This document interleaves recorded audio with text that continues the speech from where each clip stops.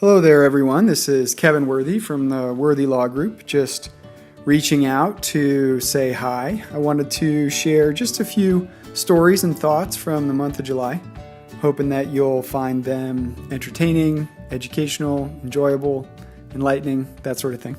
So I wanted to start with the 4th of July. The 4th of July for me is usually not a huge thing. I mean, I like fireworks and I've done that for years and enjoyed that. I lived in New York for a couple of years and saw a good fireworks show out there by the Brooklyn Bridge, I believe it was, with some friends. That was fun. But usually don't do a ton for the 4th of July, but this year was a little bit different. My parents were in town. They live down in Florida, down by Orlando, and they were in town this year. They usually don't do that. But I wanted to make it a big thing for them, or at least a bigger thing for them, since they were going to be in town. And so we did a bunch of stuff on the 4th of July. They got here late Tuesday night, the day before the 4th of July. Did a bunch of stuff on the 4th, and then they were here for several days after that, left the following week.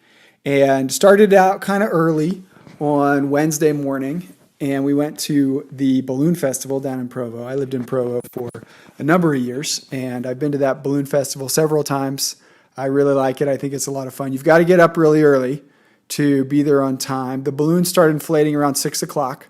One of the cool things about it is that it is totally free, so there's no cost. You just have to get up early. You go, and they've got all different kinds of balloons. They have a Smokey the Bear balloon. They've got balloons for kids. Last year they had a Darth Vader balloon. They did not have that balloon this year. Not sure what happened. But you go there, and the field is just packed with people. It's down by the hospital in Provo, if you don't know about it. Just packed with people. There are hundreds, if not thousands of people there all milling around and checking out all these balloons that haven't been inflated. And then they inflate them.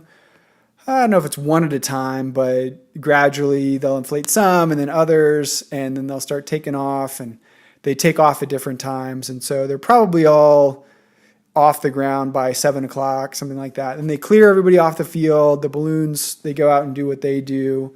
And they try to come back. They can't always come back. It's actually kind of hard to steer hot air balloons if you don't know. But they try to come back to the field and drop a little bean bag onto this big target in the middle of the field. And the winner gets some kind of prize or something. I don't know how they do that exactly. But I think it's fun. I try to go every year. My parents went with me this year, and we had a good time there. And afterwards, checked out the parade down in Provo, 4th of July parade. I like bands, the marching bands, so that was fun. And they had some horses there and some military stuff, and a bunch of floats, and it's pretty cool stuff. And then in the evening, we went over to the Stadium of Fire show. I've actually never been to that Stadium of Fire show before. I've seen the fireworks in Provo a lot, lived down there for years.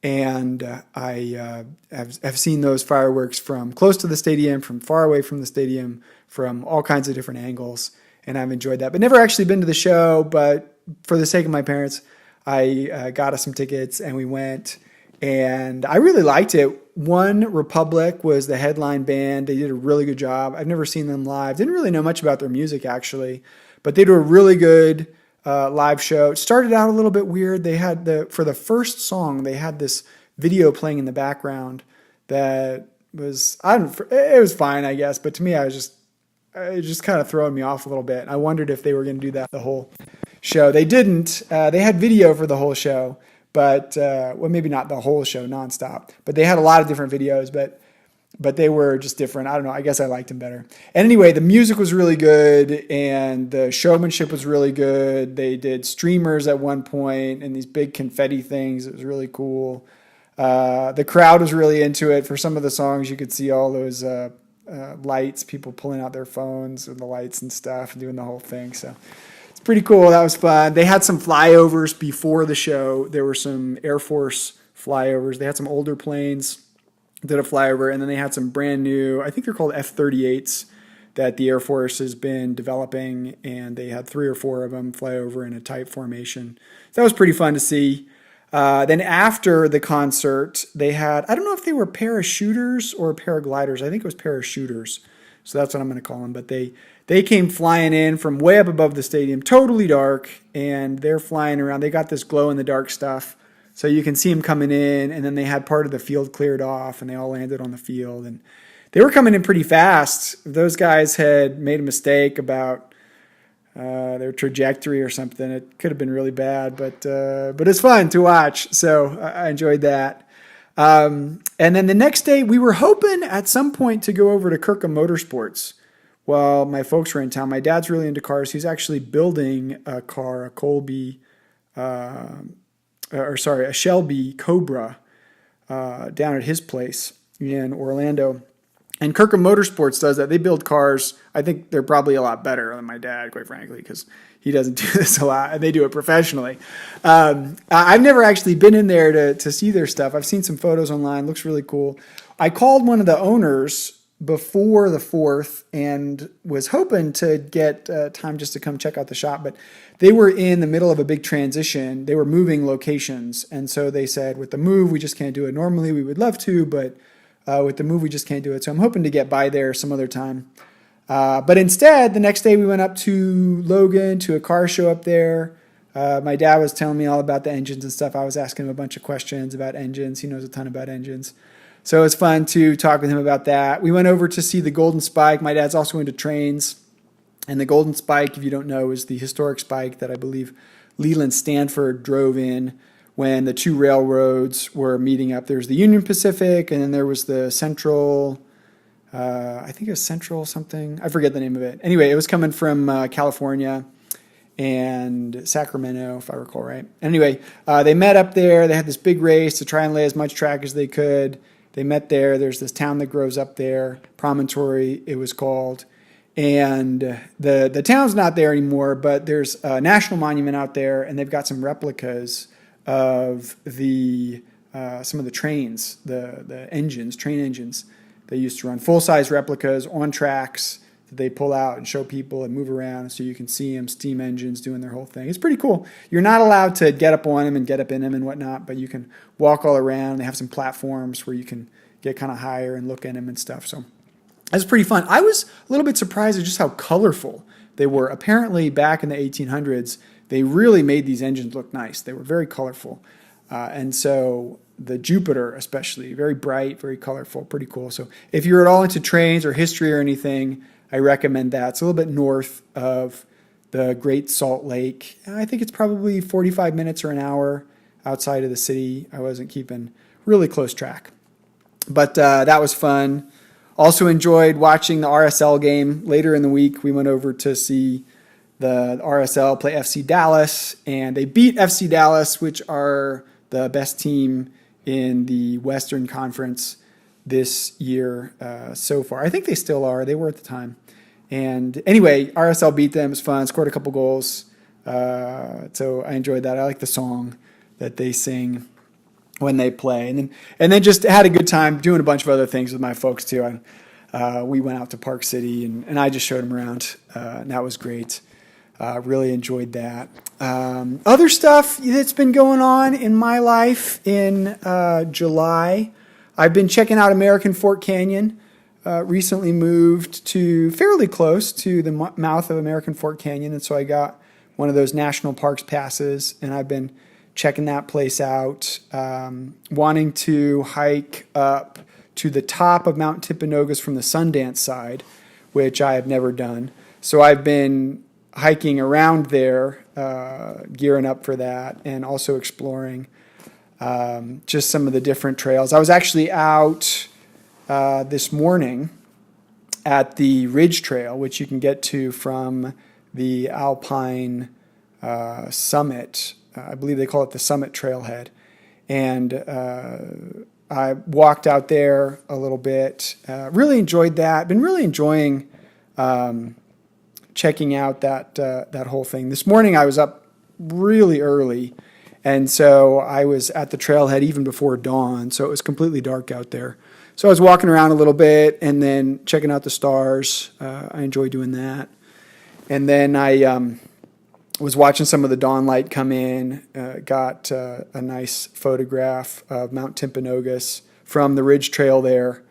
So that was fun. What else have I, in terms of scouting out American Fork Canyon, on Pioneer Day, I went over to the Primrose Overlook, which shows, well, it's basically a place where you can see the whole Sundance Trail going up. You can start on the, I forget what the trailhead is called, but it's the Primrose trailhead, and it runs up through the canyon there. And from the Primrose Overlook, you get there from the Summit Trailhead in American Fork Canyon as well. But you can see down, and you can see a bunch of the sections of the trail. So that's fun. There's also another trail from the Summit Trailhead. I believe it's called the Lame Horse Trail. And you walk on that a few miles, 2 or 3 miles or something, and you come out to a valley overlook, which is really pretty. Same kind of view. You can see Sundance, and you can see out into the valley. You can see up into that Primrose Trail area, but it's a little bit different. And the walk down is so nice. There are these big aspen forests, just goes on for miles, and a lot of big ferns there growing, which make the trail fun. All kinds of different flowers and berries, and I like butterflies. So I was checking out the butterflies and flying insects and stuff like that as I went. So that's been fun for me, checking out American Fork Canyon. I want to do some more of that in the coming months. Another interesting thing I did was going to the UVREIA luncheon on, it was Thursday. I think they do it the second Thursday of every month. I don't get out every month. I would like to, but I have just gotten busy from month to month, and so I've managed to make it out there maybe 2 or 3, well, not 2 or 3 times, but every 2 or 3 months, something like that. Maybe I'll be able to get out there a little bit more often. But this was an interesting presentation. There was another lawyer there. He was talking about bankruptcy. I don't really do bankruptcy filings, so it's kind of interesting to me to listen to what he had to say about that. I do work on adversary proceedings. So if someone's been accused of fraud or something like that, and they're either the debtor is trying to get out of the claim, basically to defend the claim, or the creditor is trying to impose the claim on the debtor. I have helped with a number of those kinds of cases. Actually, I went to trial on one of them. I was co-counsel at a trial. We defended someone who had been accused basically of fraud, and the creditor was trying to keep our client from getting a discharge in the amount of about $400,000. And we were fortunate at trial and managed to get all those claims completely dismissed. So that was nice. Our client got the discharge there. But like I said, I don't really do bankruptcy filings. And so at least I haven't in the past. And so it was nice to listen to that. And those UVREIA meetings, I think they're pretty interesting. They're typically about investment opportunities or just things that have to do with investment. So if you're a landlord, it's something that you might be interested in, or if you're interested maybe in buying some property, whether to hold on to that as a long-term investment, or maybe buying something that needs a little bit of help and you fix it up and resell it. They do a lot of that kind of stuff, and they have regular meetings. I believe they're the second Thursday of every month at Carrabba's.